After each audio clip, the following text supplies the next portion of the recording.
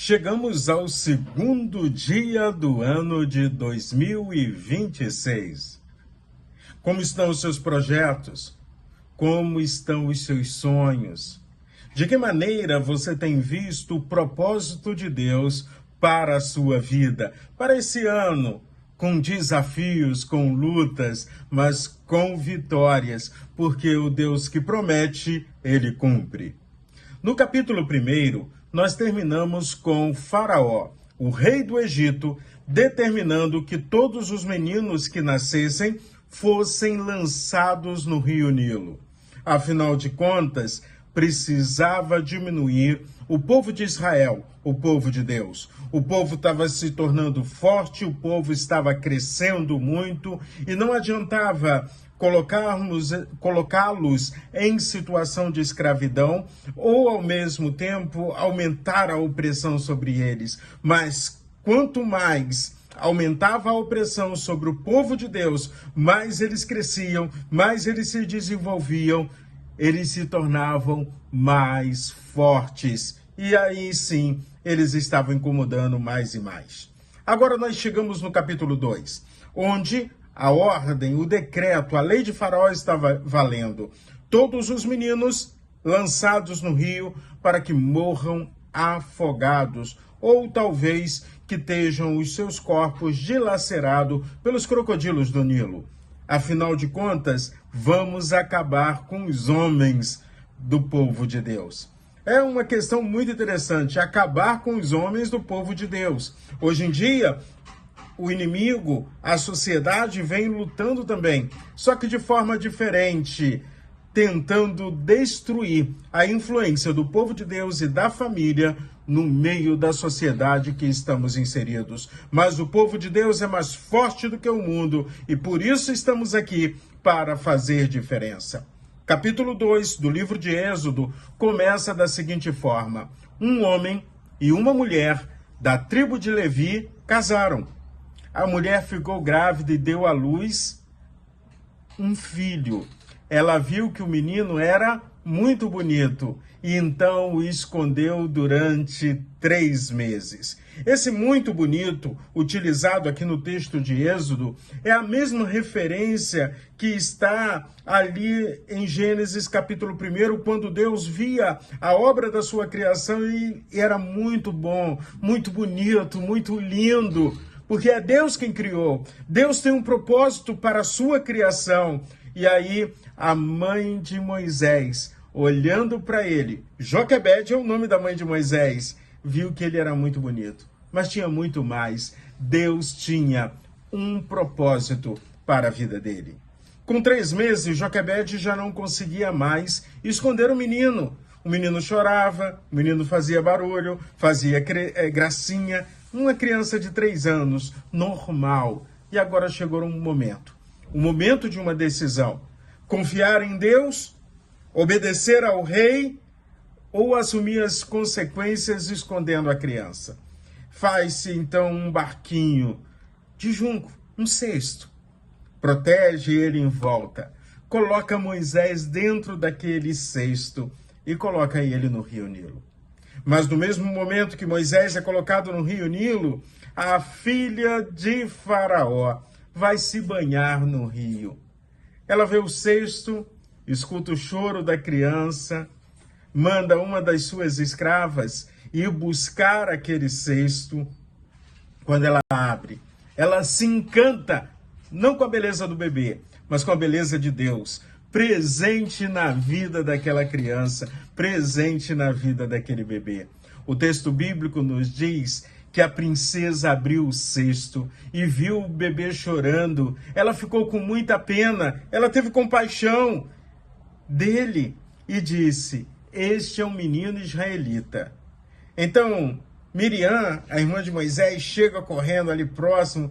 Que eu vá chamar uma mulher israelita para amamentar e criar essa criança para a senhora? Olha só como Deus vai trabalhando cada coisa. A filha de Faraó tem uma ordem do pai dela. Toda criança, menino israelita tem que ser morto, tem que ser jogado no rio para morrer.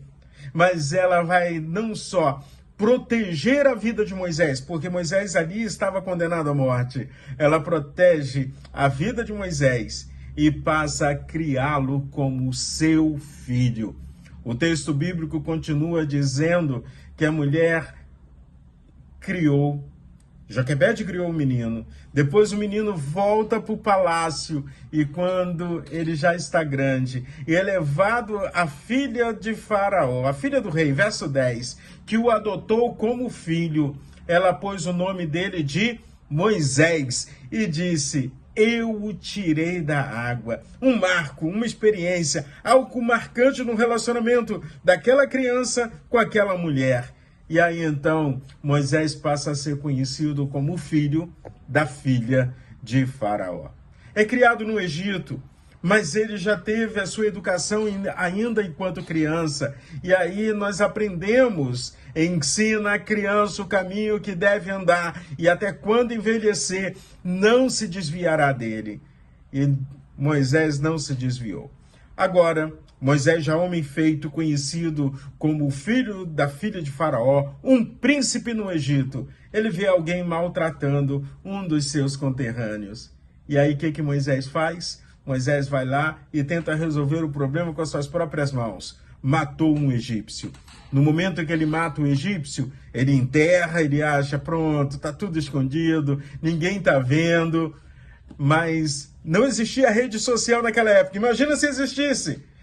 Aí então, no versículo 14, diz que Moisés ficou com medo e pensou: já descobriram o que eu fiz. E aí ele foge para Midian. E aí então, ali em Midian, ele está sentado à beira de uma fonte e ele vê algumas mulheres chegando com as suas ovelhas, pastoras de ovelhas, filha de Jetro, sacerdote em Midian. E aí os pastores começam a enxotá-las, dizer: o lugar de vocês não é aqui. E o texto bíblico novamente nos diz que Moisés tem um propósito de Deus na vida dele. Moisés está caminhando com Deus. Moisés as defende. E está lá no versículo de número 17. Porém, Moisés se levantou e as defendeu e deu água aos animais. Quando elas chegam em casa, porque parece que era algo normal que acontecesse, Jetro estranha: poxa, vocês foram e voltaram tão rápido.